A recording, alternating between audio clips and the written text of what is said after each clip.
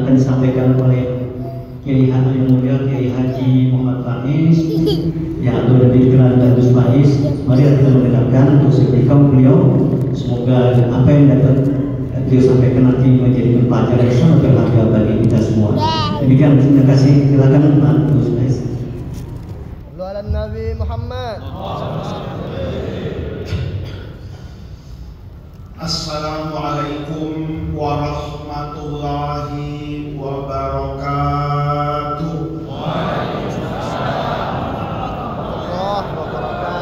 Bismillahirrahmanirrahim. Alhamdulillahirabbil alamin. Wassalatu wassalamu ala asyrafil anbiya wal mursalin wa ala alihi wa sahbihi ajma'in, amma ba'du. Segenap para alim ulama yang saya muliakan, para kiai, para asatidzah, para guru, para tokoh masyarakat, saya mohon maaf tidak menyebutkan nama beliau satu persatu, tetapi tidak mengurangi rasa hormat dan takzim kita kepada guru-guru kita semua, pengurus Masjid Jami Al-Munawwar yang saya hormati, Bapak Ibu, hadirin hadirat sekalian yang saya muliakan. Alhamdulillah malam hari ini, walaupun sudah di bulan Shawwal, kita bisa bertemu di masjid ini untuk memperingati satu peristiwa besar. Bagaimana tidak besar peristiwa hijrah. Dahulu para sahabat Nabi ketika berkumpul dan bermusyawarah untuk memiliki satuan tahun tersendiri, itu dulu sebelum ada kalender Hijriah, masyarakat Muslim itu hidup itu tanpa satuan tahun. Bulannya ada, bulan Muharram dari dulu ya, dari sebelum Islam Shawwal itu ada, bulan Rajab itu ada, bulan Dzulqa'dah itu ada, bulan Dzulhijjah itu ada. Tetapi untuk tahun itu tidak ada. Jadi dulu itu sering sekali orang berselisih. Bapak bisa bayangkan kalau saya datang ke Ustadz Irfanuddin misalnya pinjam uang. Ustadz Irfan, saya pinjam uang ya. Kata beliau berapa?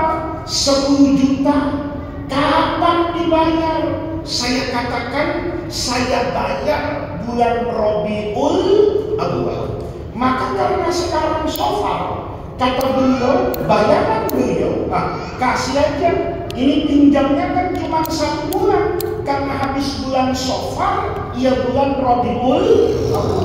Maka diberi sama beliau dengan perjanjian akan saya kembalikan di bulan Rabiul Awal. Begitu beliau datang lagi bilang sama saya, itu hutang bayar. Saya katakan, maksud saya Ustadz Irfan bukan Rabiul Awal sekarang, tapi Rabiul Awal tahun yang akan datang. Bayangkan Bapak Ibu pesan tiket pesawat tidak ada tahunnya. Itu sampai di bandara disetinggal, yang ada bertengkar. Begitu check in, saya tanggal sekian, kata Garuda ini tanggal sekian tahun depan, bukan sekarang. Tentu ini akan mendatangkan kekacauan. Kenapa? Orang dulu itu tidak terlalu perhatian dengan tahun. Jangankan sahabat Nabi yang hidup lebih dari 1000 tahun yang lalu, kakek kita, orang-orang tua itu kadang-kadang kalau ditanya lahirnya tahun berapa, itu jawabnya aneh-aneh.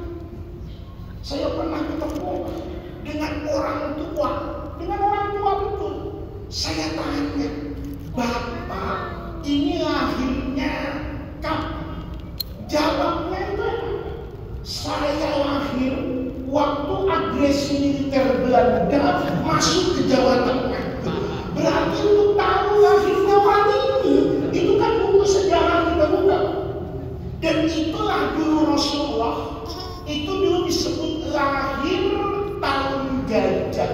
Karena pada bilangan dari Safar, dari Muharram sampai nanti Dzulhijjah 12 bulan, itu tahunnya dinamakan pada peristiwa yang paling besar terlihat dalam bilangan 12 bulan.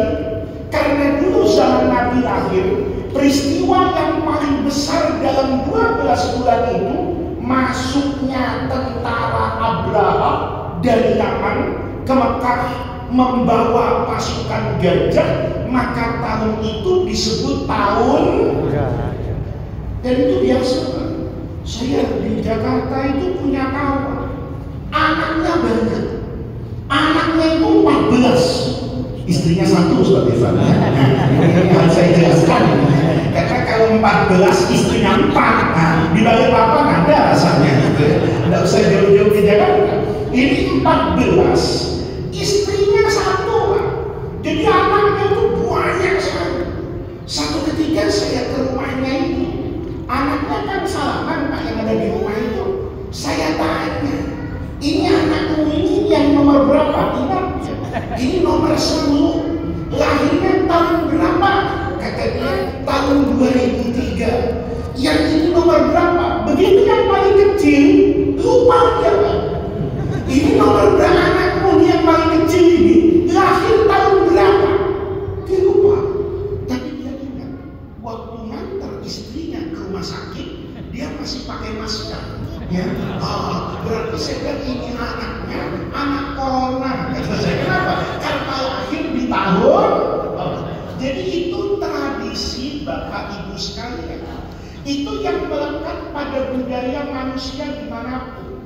Nanti kalau terjadi perselisihan dan persengketaan, baru orang itu merasa butuh untuk tertib administrasi.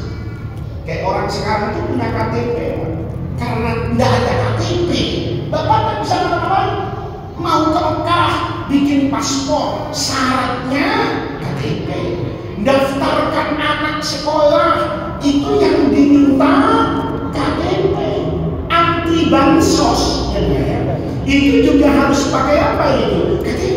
Begitu harus ini, mulailah orang tertib yang namanya administrasi. Maka dulu difikirkan sama Sayyidina Umar. Ini kejadiannya kira-kira tahun 17 Hijriah. Jadi Rasulullah itu sudah wafat lebih dari 4 tahun. Sayyidina Umar baru dilantik jadi khalifah. Mulai terjadi pemikiran, ini kita Umar, kata rakyat, harus punya. Sekarang ini Rabiul Awal tahun keberapa? Maka kita harus membuat tahun. Maka musyawarah ini pemerintah ini, ya. Sayyidina Umar sebagai presiden, saya tidak tahu waktu itu adalah DPR-nya siapa, saya tidak tahu. Apa Gerindra Demokrat sudah ikut rapat itu, saya tidak tahu. Tapi itu terbuka, semua orang itu diajak musyawarah sama Sayyidina Umar. Ayo, kalau kita mau ngitung tahun, ini kita mulai dari kapan? Itu usulannya banyak. Ada yang usul dihitung saja dari tahun gajah, dari kelahirannya Rasulullah. Ini yang usulkan mungkin PDIP, Pak. PSI Jokowi nggak setuju ini. Kata Jokowi, kata PSI, kalau sekedar kelahiran Nabi Muhammad bayi, apa istimewa? Ya kelahiran seperti banyak kelahiran orang. Gerindra apa? Ya, kata Gerindra, bagaimana kalau hari pelantikannya Rasulullah, hari diangkatnya Nabi sebagai apa ini? Nabi. Tidak saya ceritakan Pak, usulannya banyak, ya. Maka pertanyaannya ini unik.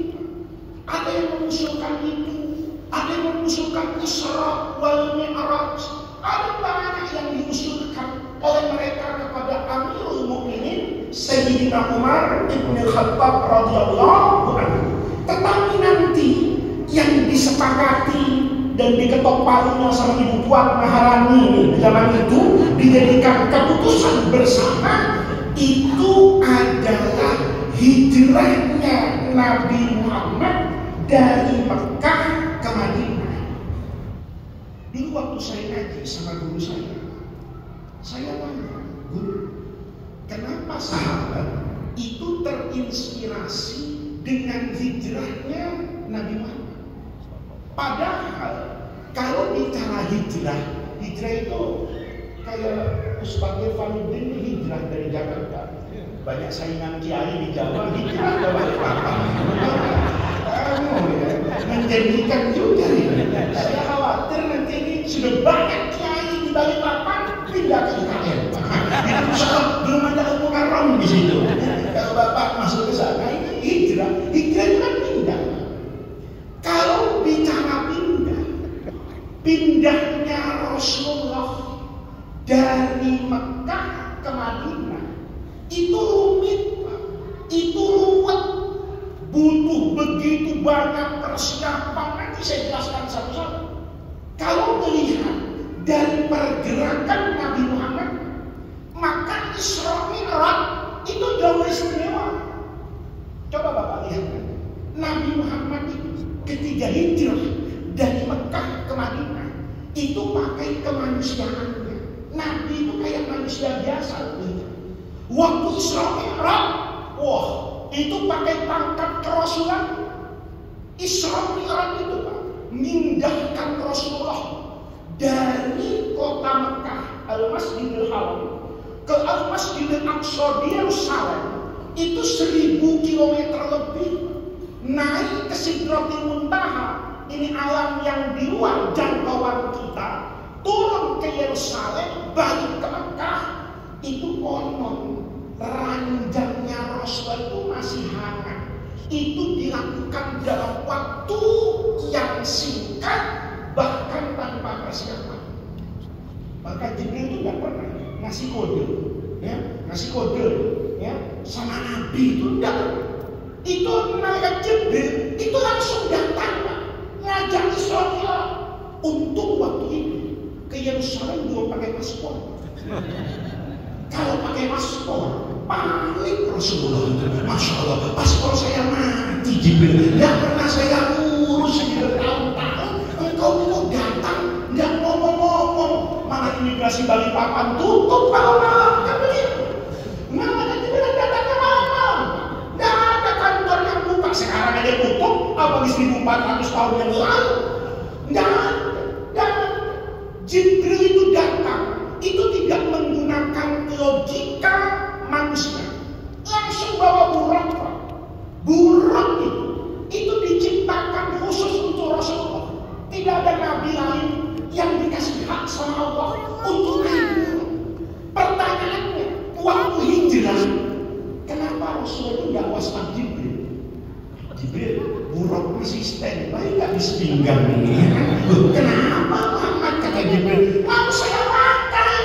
Ya, kalau Rasulullah naik buruk dari Mekah ke Madinah, atau jangan tanggung-tanggung, mintanya ditiup malaikat Jibril. Jibril, tiup saya, selesai itu urusan. Ringkas, nggak pakai panjang-panjang. Rasulullah aman sampai di mana itu? Di Madinah. Tapi pertanyaannya, kalau Rasulullah seperti itu, maka fungsi uswatun hasanatun yang ada di Quran, laqad kana lakum fi Rasulillah uswatun hasanah. Ini saya jelasin, Pak. Uswatun hasanah pada sabab nuzulnya itu tidak enak.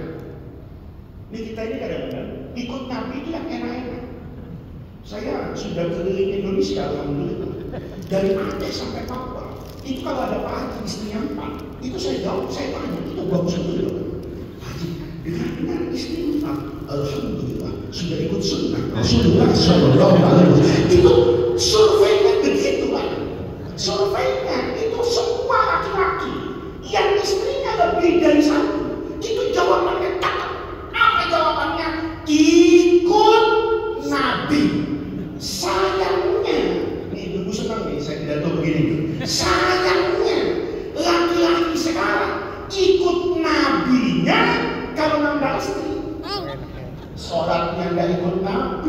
sedekahnya nggak kayak Nabi, akhlaknya jauh dari akhlaknya Nabi.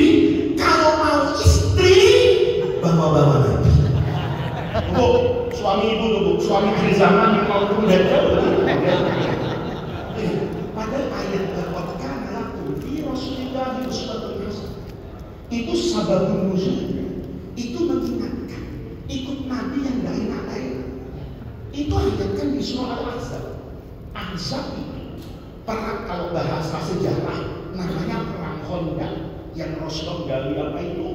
Apalit, gali parit itu Rasulullah itu di peperangan yang paling berat, Pak. Nabi dikepung lebih dari 1 bulan oleh koalisi Arab yang semuanya itu sepakat mau menghancurkan Rasulullah. Itu Nabi dikepung oleh 10.000 pasukan dari luar Madinah, dari dalam Madinah. Yahudi ini, Bani Nadir ini melakukan pengkhianatan terhadap negara kesatuan Madinah. Itu dipukul Rasulullah dari belakang. Maka waktu itu Rasulullah itu betul-betul terjepit. Sahabat mati sampai nanya, "Mata Rasulullah, ini unik, perang Badar itu Jibril ikut dari awal." Bapak lihat, baca Quran itu, di perang Badar sahabat tuh kaget. Dia tuh mau panah orang kafir, itu anak panahnya belum dilepas, orang kafirnya mati. Pedangnya masih dipegang, kepalanya copot. Kenapa? Wa ma ramaita idh ramaita walakin Allah. Jadi begitu pasukan Rasulullah turun di Badar, itu malaikat Jibril dengan pasukannya sudah di situ. Ini perang Ahzab. Sampai sebulan Jibril tidak ada kabarnya. Di WhatsApp nggak jawab, centreng satu, ya kan? Di telepon cuma terhubung, tidak tersambung. Ini ketawa, ini gimana Jibril? Di situ diuji. Laqad kana lakum fi Rasul. Kalau Nabi yang bisa segala-galanya itu sabar dalam ketakutan selama 1 bulan, apalagi Anda? Nabinya saja sabar. Ini Bapak namanya uswatun hasanah. Kalau Nabi apa-apa pakai Jibril, Ustaz sekarang ngambek sama dia. Faiz kamu mau jadi kiai? Ya tidak bisa loh. Kalau Nabi itu kan ada Jibril, saya ada siapa? Kan begitu. Maka Bapak, kenapa dulu kata guru saya, peristiwa hijrah itu yang dijadikan tonggak sejarah. Dia diingat sepanjang masa karena semua orang yang nanti jalan hidupnya meniru Rasulullah pada peristiwa hijrah itu, dia pasti akan mendapatkan kedamaian dan ketentraman dalam hidup. Apa itu? Hidup ini Pak, pekerjaan manusia itu 2. Ada pekerjaan lahiriah, ada pekerjaan batiniah. Ada pekerjaan yang Bapak harus kerjakan pakai kaki, yang Ibu harus kerjakan pakai tangan. Tapi nanti Bapak dan Ibu tahu, yang bekerja itu bukan cuma kaki, yang bekerja itu bukan cuma telinga yang mendengar, mata yang melihat, otak yang berpikir, tapi di sana ada hati yang bersama Allah. Nah, kita ini sering salah. Kadang-kadang ibu-ibu, pastikan ibu-ibu sekarang bangunin suaminya pagi-pagi, sudah jam 8 belum berangkat kerja. Ini suaminya dibangunin, bangun kerja. Lalu ngomong, sudahlah, kita tawakal saja sama Allah. Kalau memang hari ini kita makan, pasti makan. Ini bukan suami tawakal, ini suami malas. Gitu loh. Tawakal itu tidak ada urusannya sama mata. Tawakal itu tidak ada urusannya sama kaki. Tawakal itu urusannya hati. Kita dibalik. Tangannya suruh tawakal, hatinya serakah. Ada gak yang begini? Ngomongnya tawakal. Tapi tetangganya besok tahu-tahu beli kulkas 3 pintu sakit hati. Ya Allah, tetangga. Baru kita kenalan kemarin, rasa ekonominya begitu aja, seminggu beli kulkas 3.000. Ada nggak yang hatinya sakit? Minggu depan tetangga yang sama beli TV 100 inch. Ada itu yang sering ngomong tawakal, tapi hatinya apa itu? Menjerit. Ya Allah, yang sholat duha saya, yang baca maulid habsi saya, yang kaya. Banyak kan begitu. Minggu ketiga ini tetangga sudah habisan uang, datangkan mobil Toyota Fortuner dari Toyota. Ini ibu yang hatinya menjerit tidak mau kalah. Dia datangkan juga ambulan dari rumah sakit. Karena dia sentuh, karena hatinya tidak teriak. Ini yang salah.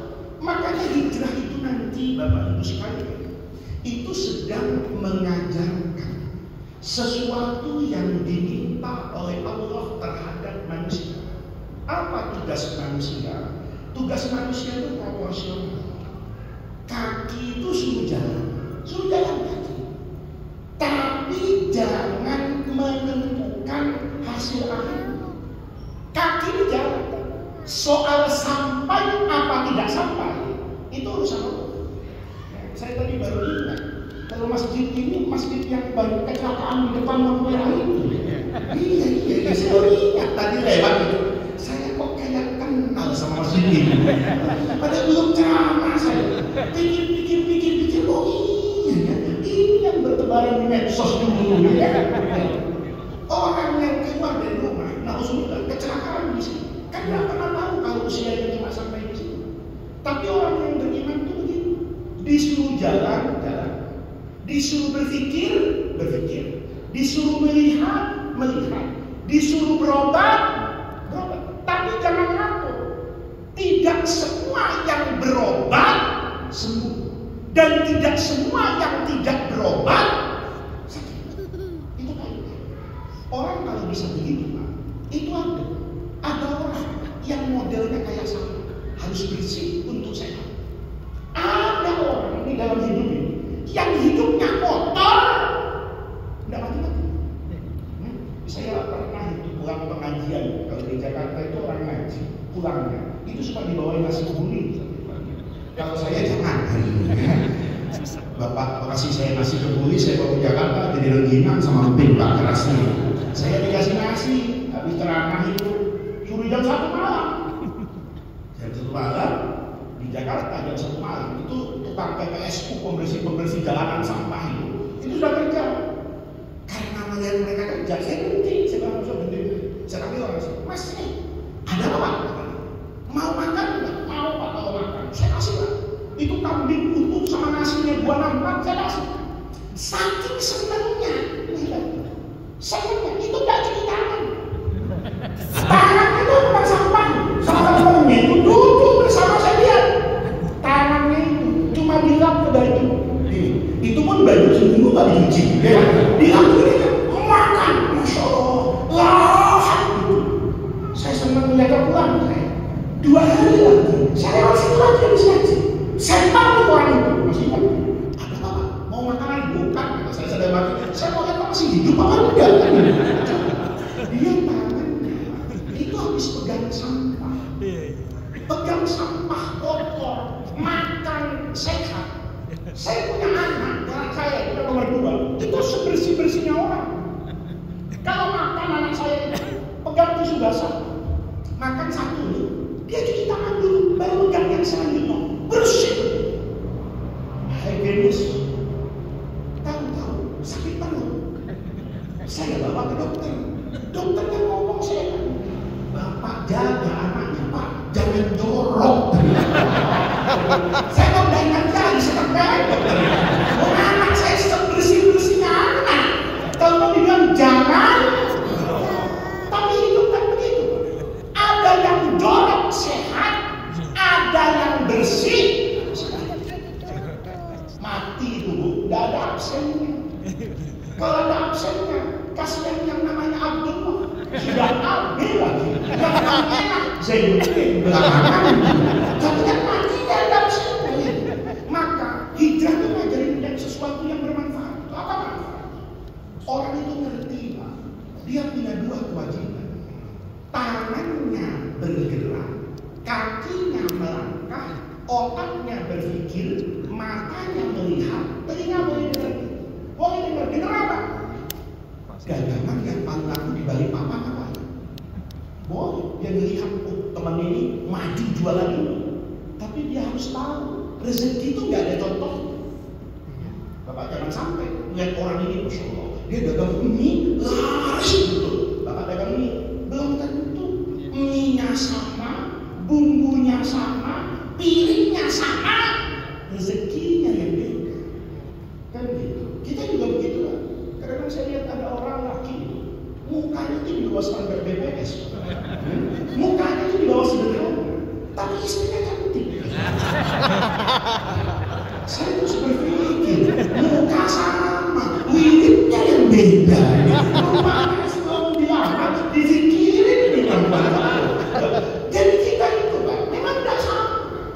Nah, yang bisa buat menerima ini, kadang-kadang saya Pak, kadang-kadang melihat anggota DPR dengan muka saya 10 tahun lalu kan gantengan saya. Tapi kenapa ini yang terpilih? Saya mikir kenapa ini yang terpilih di Jakarta di mana? Ini yang buat hidup kita rusak sama Allah. Tapi kalau ngerti Pak, oh ada pekerjaan yang wajib saya lakukan menggunakan indera luar saya.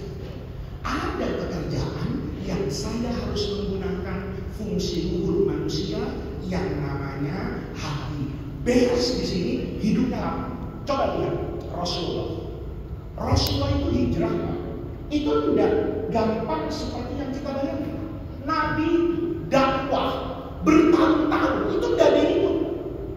Ya, saya kalau jadi nabi Pak, pensiun dini semua. Iya pensiun dini Pak, tidak ada itu. Semua coba Nabi Nuh. Nabi Nuh itu 1000 tahun. Itu muridnya 50. Itu kalau belajar statistik 1000 bagi 50, berarti tiap 20 tahun muridnya satu. Saya ngajar di Masjid Al-Munawwar 20 tahun muridnya satu. Saya sudah berhenti aja saya ngajar. Apa manfaatnya? 20 tahun satu. Rasulullah itu begitu. Bertahun-tahun. Maka Rasulullah itu kemudian punya perasaan bagus. Kayaknya saya ini nggak selamanya bisa di sini. Maka nanti melakukan uji coba, tidak usah saya terangin. Karena nanti terang sampai subuh gitu. Dia ke Taif kemana? Rasulullah itu melakukan usaha. Karena Nabi kalau tidak bisa di sini hijrah. Maka dijawab sama Allah. Nabi satu hari kata Imam Bukhari itu, uridu darah hijrah. Saya ini mimpi kayak disuruh pindah. Kenapa? Karena tanah yang saya lihat, ya sudah tahu Pak Jokowi itu mimpi dulu nggak sama IKN, saya tahu. Tapi Rasulullah mimpi kata Nabi itu sahabatan dan tanah itu kayak padang luas, kanan kirinya ada gunung dan di situ banyak kurma. Ini jelas bukan tanah. Itu Nabi nggak pas aja. Kalau saya pas apa? Ini Jibril saya mimpi ini apa? Nabi kata Nabi, ini bukan tanah Mekah. Maka Nabi itu merasa yakin bahwa beliau itu harus sampai keluar dari Mekah. Apa yang beliau kerjakan? Jadi marketing Pak, sales. Tuh, jadi sales itu jangan merasa rendah hati kalau menawarkan produk. Karena dulu Nabi menawarkan produk. Cuma bedanya Bapak jualan produk Cina, ini produk Allah. Itu aja. Itu aja. Ini produk Allah. Rasul itu mulai menawarkan diri. Di mana? Di musim haji. Karena Nabi kan nggak tahu ini tanah ini di mana. Tapi yang Rasulullah tahu, kalau musim haji, ibadah warisan Nabi Ibrahim ini masih diamalkan banyak orang, sekalipun syariatnya sudah beda dengan kita. Tetapi orang masih datang ke Mekah, nanti dari Mekah itu pasti ke Mina. Di Mina itu, ya, Rasulullah itu datang ke mereka. Ngapain? Nawarkan. Kata Nabi, ketemu orang Pak. Ya, Nabi ya lihat juga. Ya, Fatihah begitu. Ya, kalau nanti dakwah muka orang lihatnya tuh. Ya. Mana muka musola, mana muka pol itu ada bedanya dengan Nabi. Rasulullah lihat. dari sekian banyak 6 orang, As'ad bin Zurarah dan teman-temannya itu sedang di Mina malam-malam, duduk-duduk, maka Rasulullah itu minta izin. Ya. Kita alhamdulillah jadi kiai nggak sampai begini, ya, jadi guru nggak sampai. Ini mendadak, kata Nabi, mau nggak kalian mendengar pesan dari Allah yang memindahkan sempitnya hidup dunia kepada luasnya akhirat, yang memindahkan ibadah dari tunduk kepada manusia menjadi tunduk kepada Tuhannya manusia. Maka itu macam-macam. Oleh siapa ini? Rasul. Itu 6 orang mau, Pak. Ini secara singkatnya 6 orangnya itu mau. Kata mereka berenam, Masya Allah, ini ajaran yang luhur. Tidak boleh minum keras, menghormati perempuan, tidak boleh zina. Maka yang 6 ini tertarik. Ya. Rasulullah ini pakai kemanusiaannya. Begitu 6 orang itu bilang, ya Muhammad, kami masuk Islam, ikut kamu. Kata dia, kami punya tanah yang luas di Yasrib, Madinah sekarang. Yasrib itu Nabi pakai kemanusiaannya, nggak pakai kenabian. Begitu 6 orang ini mau, Nabi tidak langsung percaya. Tapi ngirim Mus'ab bin Umair. Kata Nabi, Mus'ab, kamu ikut ya sama orang 6 ini, biar kamu tahu benar gak mereka mau ikut saya, benar gak mereka tanah Yasrib itu memang bagus untuk kita dapat. Ini pelajaran, Pak. Jangan gampang percaya sama orang sekalipun takbirnya kencang. Banyak orang kayak gitu pada masjid, ya alhamdulillah masjidnya bagus. Di Jakarta itu ada masjid jelek, masjid jelek gitu. Terus ada jamaah ngomong ke ketua masjid, Pak Haji, bongkar. Jangan langsung percaya. Yang nyuruh bongkar itu siapa? Kalian nyuruh bongkar ini gubernur, bongkar. Yang nyuruh bongkar orang kaya, bongkar. Tapi kalau yang nyuruh masih orang yang suka puasa jauh, sehari makan, sehari enggak. Ya kenapa sehari? Ya memang rezekinya begitu, sehari dapat, sehari enggak. Ya jangan ikut Pak Ketua Masjid. Nanti Haji bongkar, kita bongkar.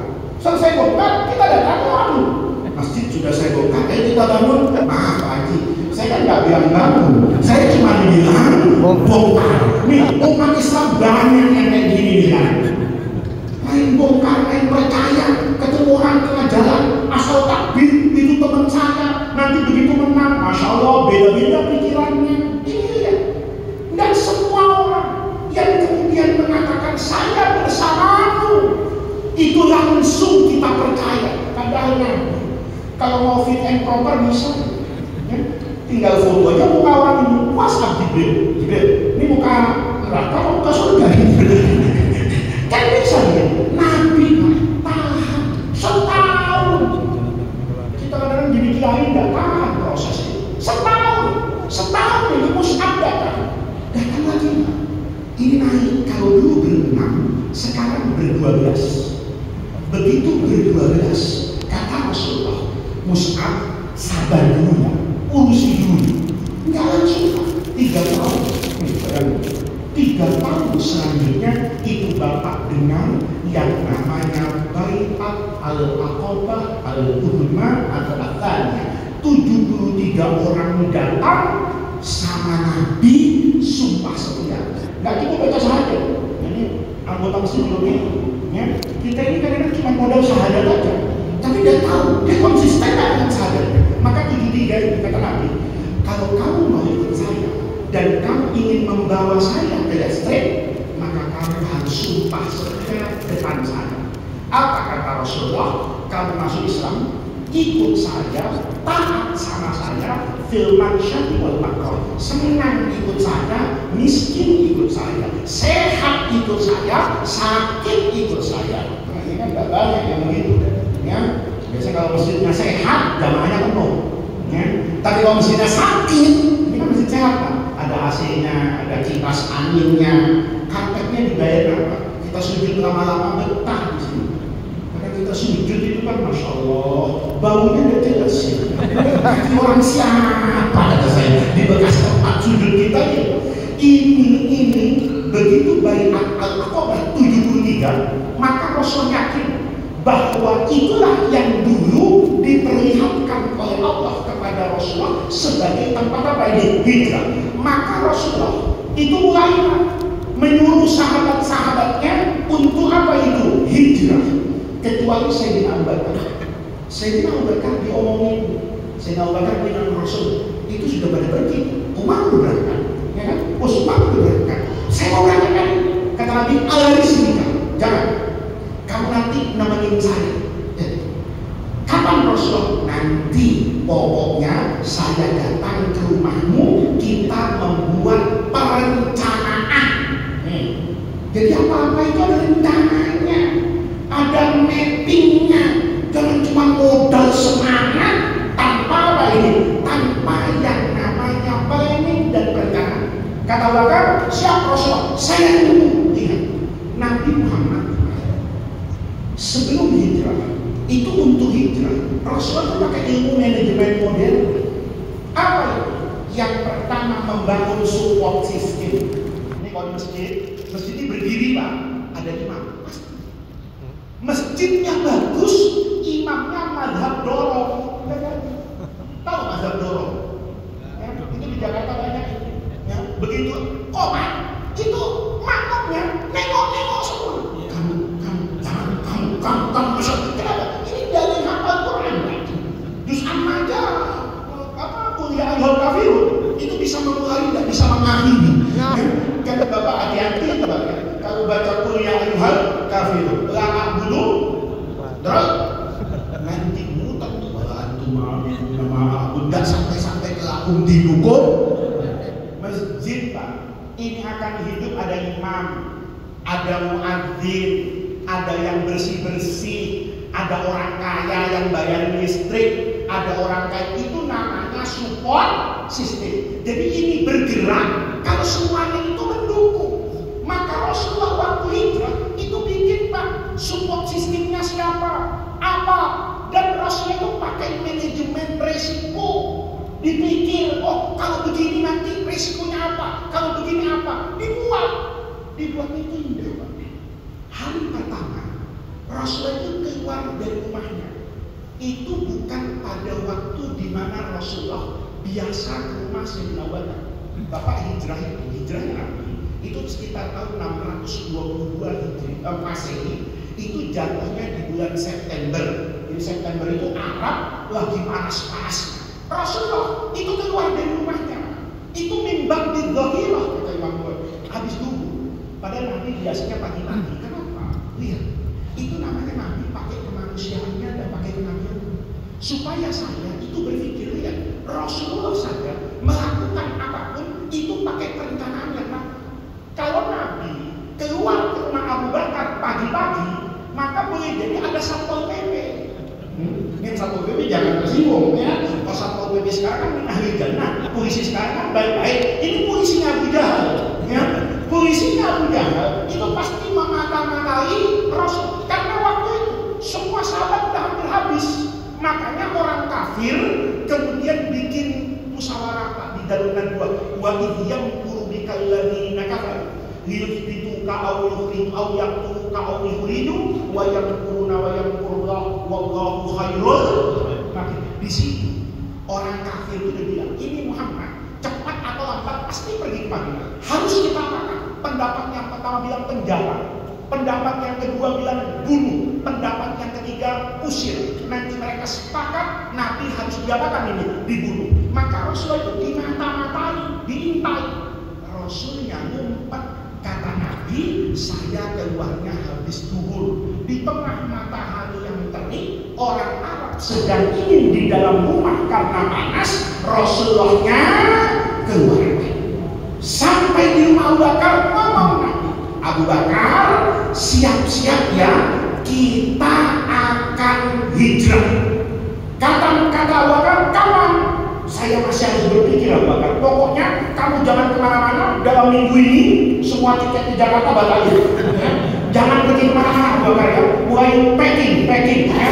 Baju-bajumu yang mau dibawa, duit, ATM, surat tanah semuanya ya. Ini siap-siap kan Abu Bakar? Ya. Nabi bilang, karena tidak boleh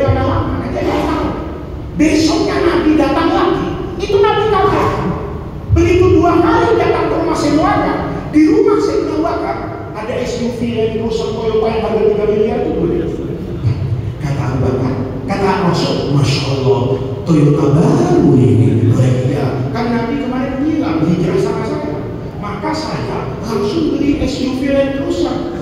Ya, kalau ke Tenggarong Pak, ya masuk hutan pakai Avanza, ya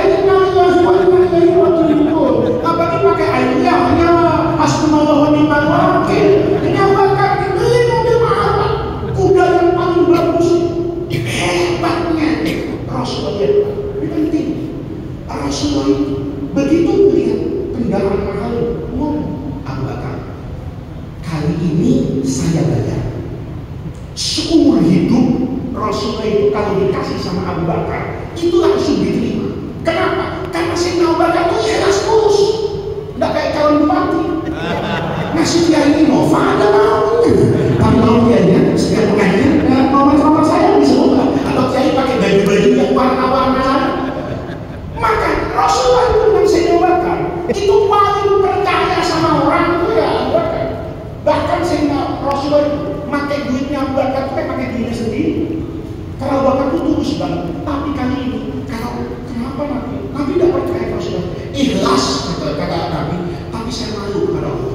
Masa untuk mengejar pahala yang kayak gini gratis malu. Ini pelajaran buat kiai. Yang bukan buat bapak-bapak. Buat kiai. Kiai ini kebanyakan terima amplop, tapi jarang mengeluarkan amplop. Yang tersinggung di saya, ya, beliau. Ya kita itu betul, Pak.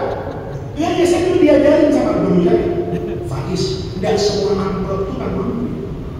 Kita kadang diundang panti asuhan, Asyura, saking kepengennya kita ceramah di tempat dia.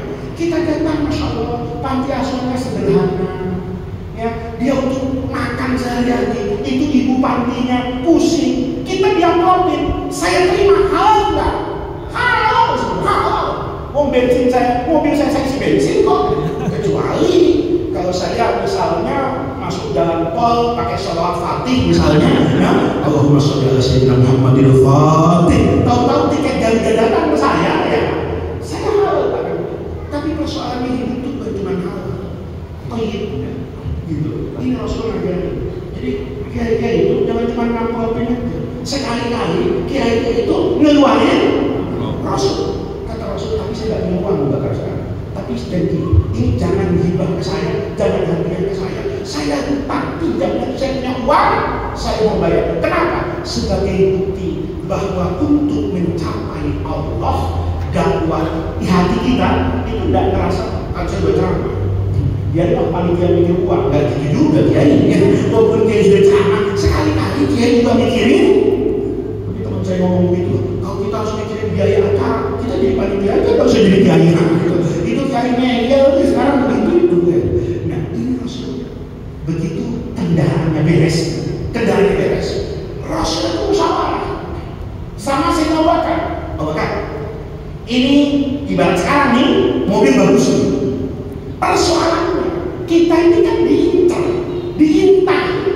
Semuanya udah tahu kalau hijrah saya itu tidak sering ke Tenggara gitu loh.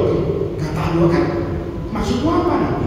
Kalau kita keluar ke arah sana, kayak Bapak nih sudah tahu Nabi mau ke Samarinda, kan jalan dari Balikpapan Samarinda sudah tahu semua. Maka semua jalan yang menuju ke Samarinda itu sudah diawasi. Kata Rasulullah, jangan lewat jalan biasa. Enggak. Kita ke selatan, ke arah Yaman. Kata Abu Bakar, kalau ke situ saya tidak tahu, nanti kesesat. Kalian tahu. Oh, ini Pak, karena kan Nabi tidak punya Samsung sama iPhone. Kalau ada Samsung kan ini ada GPS-nya, ya kan? Ada Google Maps. Mana ini kan tidak ada. Makanya harus kalian ini petunjuk jalan orang yang ngerti dengan kondisi geografi Mekah ini untuk nanti ke selatan dulu, tapi nanti bisa sampai ke Madinah. Maka Sayyidina Abu Bakar itu nyari orang yang tahu, dapat namanya Abdullah bin Uraiqah. Sayangnya non Muslim. Ini kata Abu Bakar, ini orang yang paling ngerti.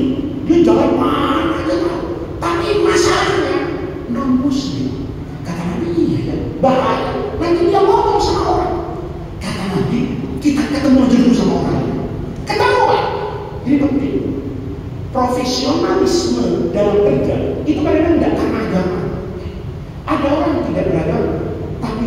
bisa amanah dan menjaga profesional dan kode etik pekerjaan. Maka ketemu, yang ketemu dulu Abu Bakar. Abu Bakar ngomong, Abdullah, kamu bisa menuju jalan? Bisa, saya tahu banget. Bisa jaga rahasia? Kata Abdullah bin Rawaha, ya tergantung. Tergantung apa? Bayarnya. Kalau harganya cocok, iya. Kalau harganya nggak cocok, berisik. Ini banyak dibagi papan sekarang itu. Asal cocok, iya. Kalau nggak cocok, berisik. Banyak yang begitu. Nyolong duit negara. Kalau kompak, aman. Pembagian nggak rapat, lapor KPK. Jadi Abdullah bin Rawaha itu profesional. Kata Nabi, Abu Bakar kamu Nabi nggak suruh ketemu orangnya. Ini orang asal harganya cocok, diam. Kata Nabi, yaudah panggil. Kamu nggak tahu ini bahkan dalam sejarah ulama itu beda pendapat. Ada ulama kayak Imam Nawawi itu meyakini bahwa Abdullah bin Rawaha sampai mati nggak masuk Islam. Sekalipun ada ulama yang mengatakan nanti begitu Rasul masuk ke Mekah, balik lagi Fatu Makkah, dia masuk Islam. Apapun, dilihat sama Nabi, iya saya, makanya mau bukan Rasul, beres. Dia tinggal 500 juta untuk siapa dulu. Kata Abu Bakar, itu DP 500 juta. Nanti kita keluar ke Madinah aman, sendirian. Kata orang kalau 1,5 miliar, jangan mulut, kuping saya tutup. Betul-betul dijaga. Maka lihat-lihat, ini namanya support system dan manajemen resiko. Kata Abdullah bin Rawaha, kalau gitu, kau ke selatan Muhammad, kemana? Ke Jabal Thawr. Di situ ada dua. Kamu keluar dari Mekah, ini kan dikejar orang. Maka kalau kamu terus terusan jalan, nanti mereka punya mobil yang lebih cepat, kamu akan ketangkap. Maka kamu bermalam dulu di Gua Thawr 3 hari, nanti saya di sini. Kata Nabi, tunggu. Ini rencana saya dengan Abu Bakar, itu langsung udah pakai bermalam. Kalau pakai bermalam, saya tanya dulu sama DPRD, ini termasuk nggak di APBD? Loh, beneran kan Pak? Ya beneran, ini serius. Ini termasuk kan di APBD? Kata Rasul, saya nggak akan biasa. Tapi Abu Bakar harus makan. Kiai itu mau puasa boleh, tapi santrinya nggak boleh dipaksa untuk puasa. Bapak ini mau jadi orang soleh, puasa tiap hari boleh, tapi maksa istrinya puasa boleh. Kata Nabi, bentar dulu orangnya. Ini saya harus lapor dulu sama DPRD. Kenapa? Anggaran bermalam nggak ada. Jika nggak bermalam kan anggaran hotel, ada anggaran makan. Kata Nabi, sementara saya support sistemnya untuk menjaga, kan saya ngajak banyak orang, Bapak kan tahu secara singkat. Nabi begitu selesai pelajaran, maka Nabi bilang gini, anakmu yang laki Abu Bakar, Abdullah, ini kalau siang hari lepas di Mekah, suruh jadi wartawan, nyari apa ini? Berita. Nanti jam 5 sore dia berangkat ke Gua Thawr. Asma juga begitu. Jam 5 sore bawa logistik. Ini GoFood ala hijrah. Ya. Ini kan ada orang. Nanti Amir bin Fuhairah, Amir bin ini pengembala, itu kalau siang mengembala kambing di bawah Gua Thawr. Kalau sore yang 2 ke Gua Thawr, yang 1 dengan kambing ke Mekah. Jadi jejak-jejak ini akan apa ini? Terhapus. Persoalannya ini kan banyak orang. Kalau pakai bermalam, saya tanya dulu sama Banggar DPRD Balikpapan, ini boleh nggak anggaran ditambahin? Ya. Begitu anggarannya clear, Bapak Ibu sekalian, maka Rasulullah tenang. Kata Nabi, ini yang terbaik. Ya. Asma sudah dikasih tahu, nanti kamu ke sana, kalau sore bawa air, bawa apa, berangkat. Semuanya dikerjakan sesuai dengan usaha lahir. Apa yang terjadi? Begitu Nabi masuk di Gua Thawr, tapi orang kafir Quraisy ternyata ada yang sampai ke dalam Thawr. Nih, posisi 2, mudah-mudahan Bapak nanti bisa umroh. Ya. Kalau Bapak umroh sehat, bisa naik taksi ke Gua Thawr. Jauh, orang bisa jarang. Orang bisa selalunya Jabal Nur yang Nabi dapat wahyu karena dekat dari Masjidil Haram. Tapi Jabal Thawr 15 kilo kayaknya dari kota Mekah. Itu Nabi begitu selesai semua perencanaan matang, itu Nabi dimasuki gua. Orang kafir Quraisy itu ada yang sampai ke gunung di atas. Sayyidina Abu Bakar di bawah bilang gini, ya Rasulullah, seandainya kaki mereka gatal, ya, atau tali sepatunya copot dan mereka menengok ke bawah, ya Allah, pasti mereka melihat kita. Ini dia. Kata Abu Bakar, celaka ya Rasulullah. Mereka itu di atas, tinggal salah satu orang aja lehernya pegel gini, nengok ke bawah, selesai kita ketahuan kita di sini. Ya. Apa jawaban Rasulullah? Kita tengok. Ayatnya bunyi, kalau ayat perang itu minta tolong. Tapi ayat hijrah bukan tolong pertolongan Allah, tapi kebersamaan dengan Allah. Kan saya Abu Bakar ngomong, la tahzan. Rasulullah ngomong, Abu Bakar, la tahzan, jangan sedih. Kenapa jangan sedih? Innallaha, bukan innallaha yang suruh, bukan Allah menolong kita, tapi Allah bersama dengan kita.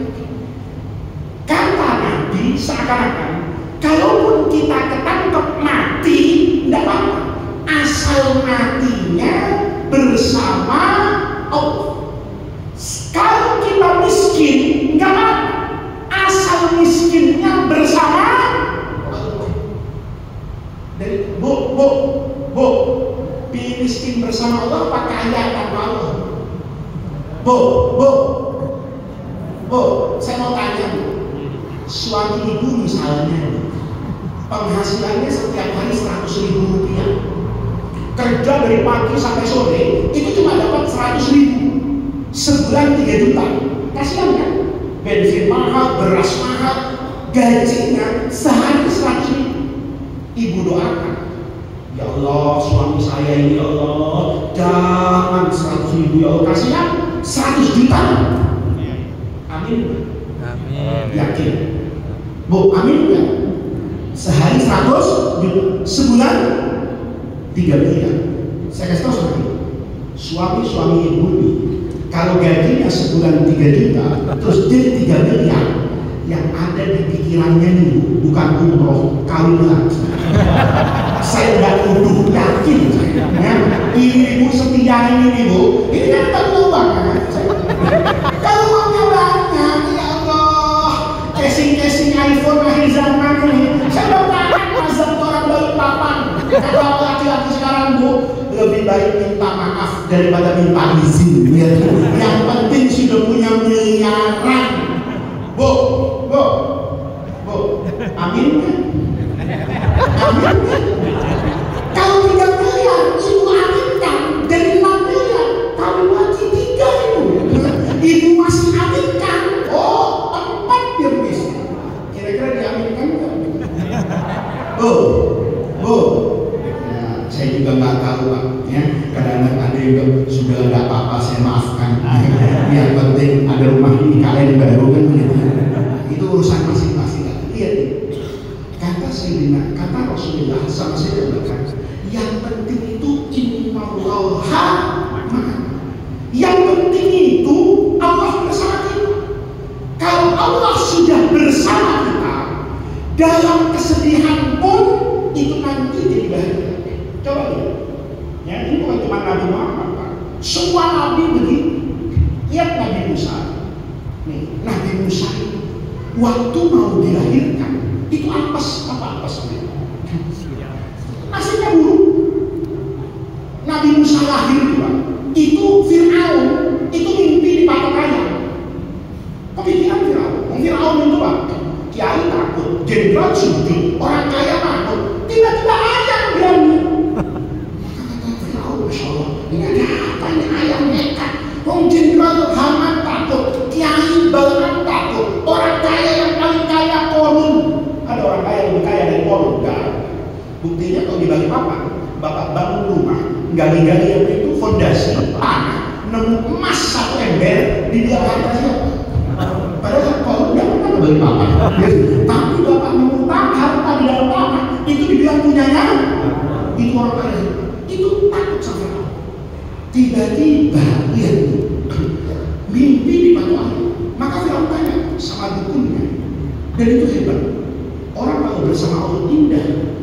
Kata dukunnya, Tuhan, ini ngomong sembarangan, tapi nanti dibuat benar sama Allah. Dukunnya kok, Tuhan, ini laki-laki anak laki-laki yang akan menghancurkan kerajaan Tuhan.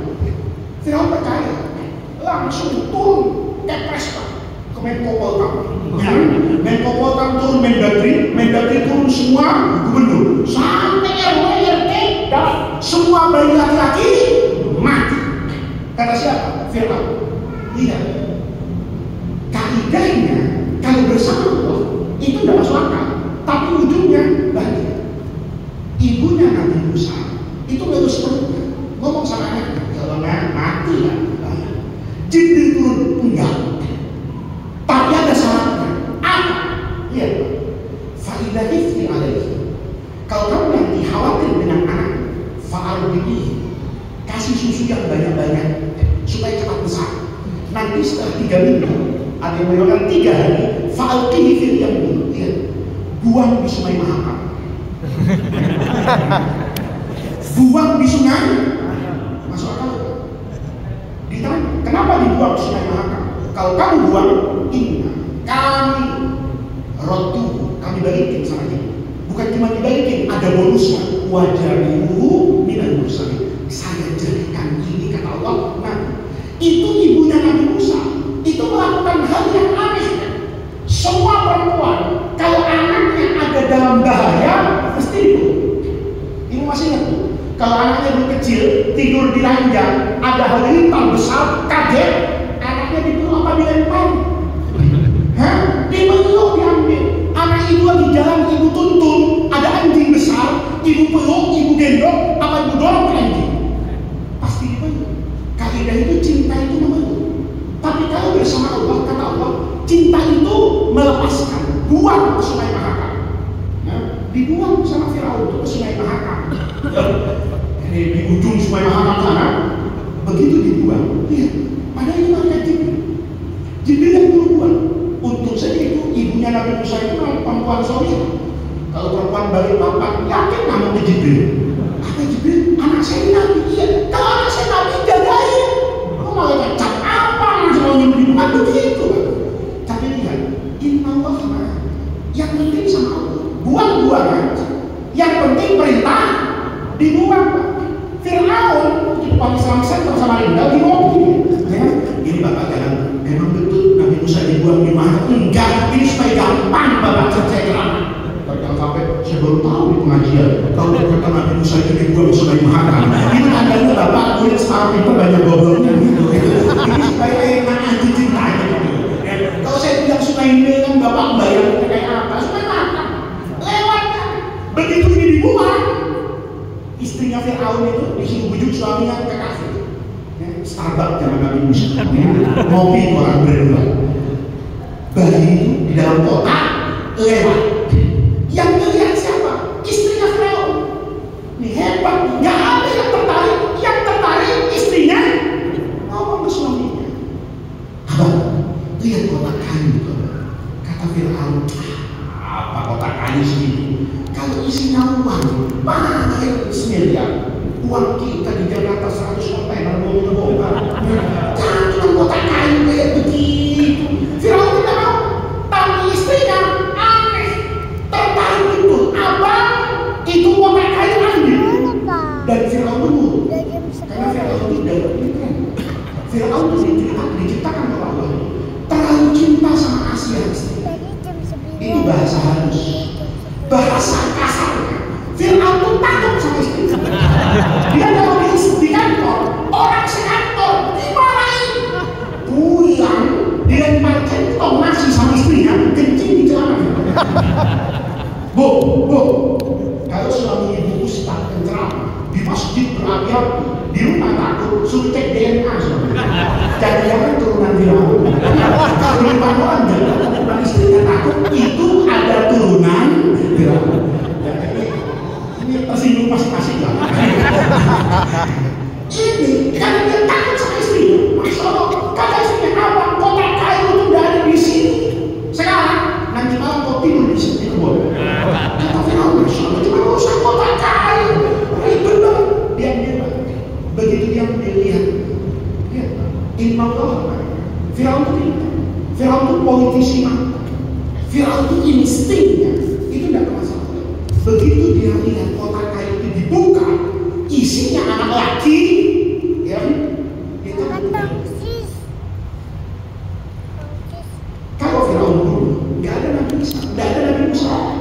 Pertanyaannya, siapa yang menyelamatkan Nabi Musa? Habib Rizik belum lahir. FPI nggak ada. NU belum ada. Muhammadiyah, apa itu Hidayatullah, nggak ada semuanya. Siapa yang menyelamatkan Nabi Musa? Tidak. Bukan tentara, bukan zikir, bukan milik, bisikan perempuan. Hati-hati Bapak sama bisikan perempuan. Firaun itu udah benar Pak, dicabut pedangnya. Kata Firaun, ini anak yang mau menghancurkan. Betul, anak yang mau menghancurkan ini. Dia begini, istrinya dari belakang meluk. Nah soal meluknya ini tidak usah saya ceritakan. Bapak habis mengajar nonton film India, itu imajinasi lebih hebat dari cara saya. Dipeluk dari belakang, dipeluk dari belakang dia. Ngomong istrinya, ya tuh. Bisikan perempuan di telinga, ya, nggak pakai demo, nggak ada 212, nggak ada. Istrinya, pelan-pelan, abang, sambil dia belum ini, tuh, jangan dulu, asal ada manfaatnya. Siapa tahu ada manfaatnya? Yang terakhir yang dimainkan bersama Asma, awalnya tadi dahulu aja, atau kita angkat jadi anak. Ingat enggak? Abang ini gagah, hebat, berkuasa, ganteng, tapi abang itu tidak bisa punya anak. Apa abang nggak kangen? Setiap hari orang sudah panggil abang itu presiden, jenderal, tuan, raja, tapi tidak dipanggil bapak. Firaun yang asalnya benar, pintar, goblok mendadak. Langsung ngomong sama istrinya, iya ya, kenapa bingung? Itu pedangnya dibuang. Tuh kata guru saya, semenjak ayat itu turun, banyak laki-laki hebat, gara-gara dibisikin istrinya, goblok mendadak. Jadi Bapak jangan heran, kalau itu orang profesor terhormat di kampus, dimarahin bininya, itu profesornya hilang, tinggal gobloknya. Itu Bapak-Bapak. Kenapa? Bersama Allah, ringkas itu. Lah begitu dipeluk sama istrinya, Fir'aunnya goblok mendadak. Yang angkat Nabi Musa dari kota itu Fir'aun. Gitu. Yang angkatnya Nabi Musa dicium seperti seorang bapak yang merindukan anak puluhan tahun. Dicium dengan penuh kasih sayang, langsung ngomong sama wali kota dari Batak. Kalau panggil dinas dukcapil, kasih ini akte lahir, ini anak saya. Mau langsung anak saya. Singkat cerita, mau saya ceritain Firaun sampai besar Nabi Musa, sampai besar dua bukan ngaji. Singkat cerita, dibawa ke istana nangis Nabi Musa. Nangis. Firaun kaget. Kenapa nangis? Haus kan? Haus. Oh haus. Panggil semua hypermart sebagai apa? Alfamart, Indomart, semua. Anak saya minta susu. Ya, dari susu yang paling mahal sampai yang paling murah, lengkap dengan botolnya semua sudah. Vanilla, strawberry, coklat, semua gitu. Firaun yakin. Nah, ini susu paling mahal. Minum. Jibril bilang jangan. Ini susunya kambing. Nanti besar kau jadi bandel. Ini ibu, kalau nyusu itu baca sholawat, jangan dangdutan. Nanti besar anaknya joget. Kenapa? Air susunya mujarab nih. Jangan. Nanti kau jadi kambing nyosor kemana-mana. Itu semua susu kan. Maka kata Firaun, ini kenapa dah? Menteri Kesehatan Firaun ini tidak mau susu formula, mau nggak susunya ibu-ibu? Masuk dikumpulin ibu-ibu semesir, semua siapa yang punya ASI, anak saya mau nyusu, saya jadikan perempuan yang paling kaya. Karena kan secara psikologi ASI-nya perempuan itu bagus kalau suasana kebatinan itu senang. Maka kalau ada orang tua itu nyusuin anaknya itu sambil rendang-rendang, itu 5 tahun kontrakan belum bayar. Atau suaminya terjerat pinjol dan tujuh online. Ini kenapa? Caranya perempuan itu nyaman nyusunya itu kalau dia tenang. Maka Firaun bilang, satu kenyataan 1 juta. 1 juta, 1 juta. Kata ibu-ibu doanya hari itu, Allahumma doya Allah, kebayang kalau sehari 200 kejutan, 200 juta dikumpulin.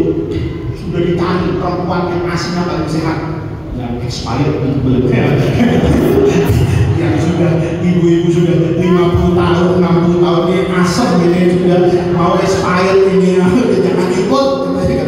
Belum keracunin anak buah aja, kan begitu. Kalau bahasa Jakarta ini yang sudah kenapa gitu? Ini dibilang jangan. Ini perempuan tukang gosip. Entah kalau jadi nabi jadi entertain, ya kan? Nabi tukang gosip jangan. Ya, Bapak ya. Ada satu kebodohan, tapi kebodohan itu dilakukan kalau bersama dengan Allah. Saudaranya Nabi Musa yang perempuan itu kan mengikuti dari jauh. Disuruh sama ibunya supaya tahu nih bayi ujungnya kemana. Begitu sampai di Firaun, kayak begitu dia lihat saudaranya itu menjerit kehausan, dia datang ngomong diabadikan sama Quran. Hal adullukum ala man yakfur. Mau nggak saya kasih tunjuk? Ada perempuan itu babysitter nomor 1 di dunia. Asal dipegang dia, itu semua bayi tenang. Firaun tuh nggak pakai mikir, datangkan perempuan, didatangi. Siapa ini sebenarnya? Ibunya. Itu dikasih Nabi Musa langsung tenang. Anehnya Firaun gak pernah cerita. Padahal tadi di stadion Balikpapan itu ada 10.000 ibu-ibu. Berarti ada 20.000 susu, Pak. Ya kan? Itu satu pun gak mau. Ini datang langsung mau. Mestinya Firaun, bukan Firaun. Kalau presiden di situ kan ada Kapolri, ada Panglima TNI, ada Bapak Impalkan, ada Babin. Pejabat Mesir itu gak ada pikiran perempuan senapakan gak ada yang mau. Ini datang langsung mau, jangan-jangan ibunya. Tapi kalau berhadapan dengan Allah, maka yang paling penting dalam hidup ini, ya, ini sudah malam. Besok kan banyak yang kerja, jangan sampai besok Bapak masuk ke kantor alasannya pengajian. Saya selalu mencari pintu surga, Pak. Pintu surga gak cuma di masjid, di kantor itu pintu surga juga. Apa yang ingin saya katakan dari 2 cerita besar ini? Orang itu kata Ibnu Athaillah As-Sakandari dalam kitabnya, orang itu kalau mau bahagia itu alih nafsaka minat tadbir fama qama bihi ghairuka anka la taqu bihi bi nafsika. Paling mudah terjemahannya, Bapak, Ibu kalau mau bahagia itu tanamkan dalam hati Bapak Ibu kemampuan untuk mengatur diri Bapak dan diri Ibu untuk tidak mengatur Allah. Atur diri kita untuk tidak mengatur Allah. Kenapa? Kunci ketidaktenangan hidup itu karena kita selalu mengatur takdir Allah. Dulu guru saya bilang gini, doa itu semuanya baik. Yang nggak baik itu apa? Permintaan kita. Contoh, bapak-bapak istiqomah sholat berjamaah di Masjid Al-Munawwar. Udah 10 tahun istiqomah dari rumahnya ke masjid jalan kaki. Itu kalau habis sholat dipegang betis itu pakai sipong. Ya, berapa? Jalan dari rumahnya 10 tahun. Tahu-tahu ada orang baru seminggu sholat punya Honda PCX. Kadang-kadang yang rusak itu hati kita. Terus doanya bagus. Rabbana atina fid dunya hasanah. Bagus, bagus doa. Yang jelek apa? Tafsir Bapak. Saya ada doa orang jadi saya tanya, kamu tadi doanya khusyuk itu apa doa? Rabbana atina fid dunya hasanah. Saya tanya, apa artinya Pak? Ya Allah, berikan kepada saya yang baik-baik di dunia. Saya kejar lagi. Apa yang baik-baik di dunia? Jawab, Yamaha NMAX. Kalau bisa yang warnanya coklat. Kamu itu doa apa kredit? Kita itu yang paling bagus itu berdoa. Tapi jangan ngatur. Doa tiap pagi, Rabbana atina fid dunya hasanah. Ya Allah, berikan kepada saya yang baik-baik di dunia. Tapi jangan ditafsirkan. Kenapa? Karena kita tidak pernah tahu. Jangan-jangan kata Quran, asa antakrahu syai'an, yang kamu benci itu wa huwa khairul lakum, mendatangkan kebahagiaan. Jangan-jangan antuhibbu syai'an, yang kamu cintai itu justru awal kehancuran. Coba Bapak lihat saya hari ini kayak orang bener kan Pak? Pak, Bu, saya kayak orang bener nggak? Kayak orang bener Bu saya. Saya tidak bener. Bu, Ibu kalau lihat saya kan kayak orang bener. Bapak tahu nggak? Kenapa saya ceramah di sini kayak orang bener? Karena saya jadi kiai. Coba saya jadi gubernur. Salah, saya lebih jahat dari gubernur sekarang.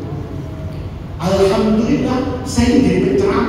Seandainya saya jadi presiden, jangan-jangan saya lebih jahat dari presidennya. Kenapa? Karena saya tidak tahu apakah saya kuat kalau saya jadi presiden.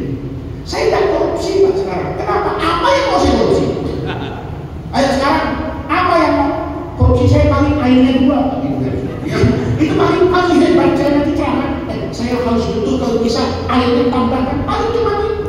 Paling makan saya duluan Pak, godaannya. Ya, Bapak belakangan. Ya, tapi kalau saya jadi presiden, godaannya besar. Saya itu tidak korupsi Pak, karena tidak ada yang saya korupsi. Kalau ada sesuatu di depan mata yang bisa saya kuasai seperti kekuasaan, jangan-jangan saya lebih jahat dari penguasa.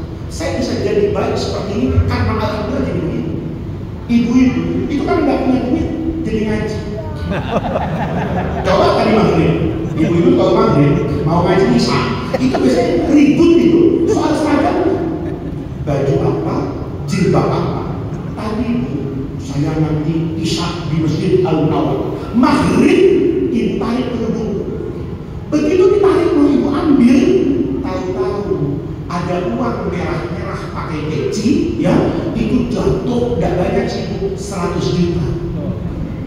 Kira-kira ibu terus ke masjid apa ke pasar? Bu, kira-kira ibu tarik tadi itu, tahu-tahu ada uang ditarik sama ibu, atau bukan masya Allah ada uang 100 juta. Kira-kira terus duha apa terus ke pasar? Maka alhamdulillah, jangan-jangan kita tidak dikasih uang karena Allah ingin kita rajin sholat duha. Kamu nanti kayanya di akhirat saja. Karena kalau kamu kaya di sini, kamu tidak kuat. Ada orang yang Allah jadikan dia kaya. Karena kata Allah, kamu kalau kaya itu rajin berbagi. Maka kamu saya kasih kaya supaya kamu bisa menjadi wasilah orang lain berbahagia. Maka kita intinya kayak Rasulullah, disuruh mempersiapkan hijrah, kerja.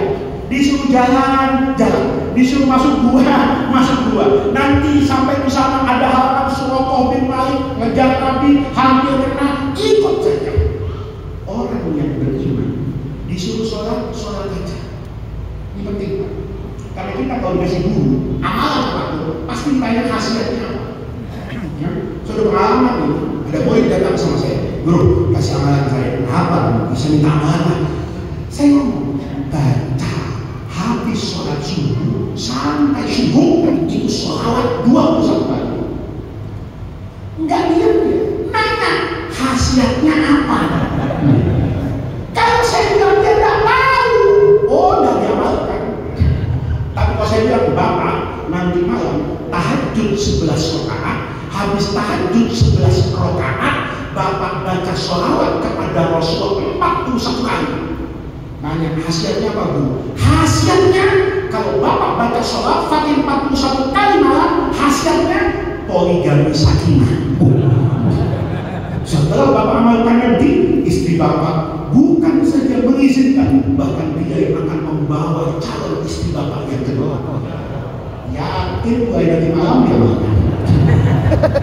Bener enggak? Yang tua-tua masih mau Bapak? Iya masih ya, mau tua-tua kalau yang cakep juga masih ada stromnya dikit-dikit. Soal nanti itu gimana nanti lah, kan dia. Kita kadang-kadang lupa Pak. Guru, kalau saya sholat subuh berjamaah itu khasiatnya kamu dicatat sama Allah sebagai orang yang ahli sholat subuh. Kalau kamu baca sholawat, kamu dicatat sama Allah sebagai orang yang ahli sholat. Apa orang terhormat? Kalau kamu nanti di akhirat, begitu dicatat apa orang ini, kata Allah, orang ini ternyata orang yang melestarikan bacaan sholat. Maka ini bapak-bapak dan ibu sekalian, inilah hikmah dari hijrah. Keseimbangan antara lahiriah dan batiniah.